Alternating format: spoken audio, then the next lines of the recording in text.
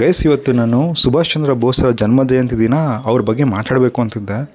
But literally ಅವ್ರ ಬಗ್ಗೆ ಓದ್ತಾ ಹೇಗೆ ಅನ್ನಿಸ್ತು ಅಂದರೆ ಮೈ ಜುಮ್ ಅನ್ನಿಸ್ತು. ಒಂದು ಕಡೆಯಿಂದ ಪೊಲಿಟಿಕಲ್ ಪ್ರೆಷರು, ಇನ್ನೊಂದು ಕಡೆಯಿಂದ ಅವರಿಗೆ ಬ್ರಿಟಿಷರ್ ಪ್ರೆಷರು. ಬಟ್ ತಲೆನೇ ಕೆಡಿಸ್ಕೊಳ್ಳಿಲ್ಲ ಅವರು, ಒಂದು ಚೂರು ತಲೆ ಬಗ್ಲೇ ಇಲ್ಲ.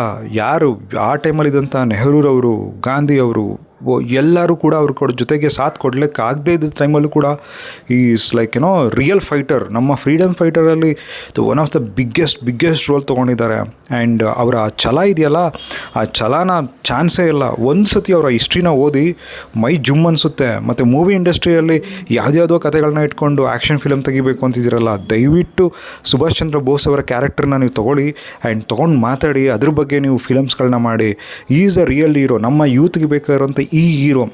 ಆ ಟೈಮ್ನಲ್ಲೇ ಅವ್ರು ಎಷ್ಟೊಂದು ಕಷ್ಟಪಟ್ಟಿದ್ದಾರೆ ಒಂದೊಂದು. ಆ್ಯಂಡ್ ಮೇಜರ್ ವಿಷಯ ಏನಂದರೆ, ಹಿಟ್ಲರ್ ಜೊತೆಗೆ ಅವರಿದ್ದಂಥ ಆ ಫೆಲೋಶಿಪ್ಪು, ಅವ್ರ ಐಡಿಯಾಲಜಿ, ಅವ್ರು ಅದನ್ನು ತೊಗೊಂಡು ಬಂದು ನಮ್ಮ ಇಂಡಿಯಾದಲ್ಲಿ ಆರ್ಮಿ ಅನ್ನೋದನ್ನು ಕ್ರಿಯೇಟ್ ಮಾಡ್ತಾರೆ.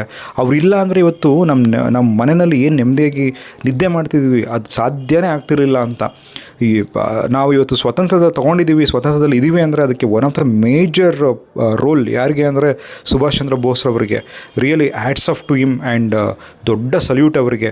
ಪ್ಲೀಸ್, ನೀವು ಏನಾದರೂ ಸುಭಾಷ್ ಚಂದ್ರ ಬೋಸ್ ಅವರ ಬಗ್ಗೆ ಇನ್ನೂ ತಿಳ್ಕೊಳ್ಳಿಲ್ಲ ಅಂದರೆ ದಯವಿಟ್ಟು ಹೋಗಿ ಇವತ್ತೇ ಅವ್ರ ಬಗ್ಗೆ ಒಂದಷ್ಟು ವೀಡಿಯೋಸ್ಗಳಾಗಲಿ ಅಥವಾ ಅವ್ರ ಬಗ್ಗೆ ಓದಿ, ಅವ್ರ ಬಗ್ಗೆ ಹೋಗಿ ಗೂಗಲ್ ಮಾಡಿ.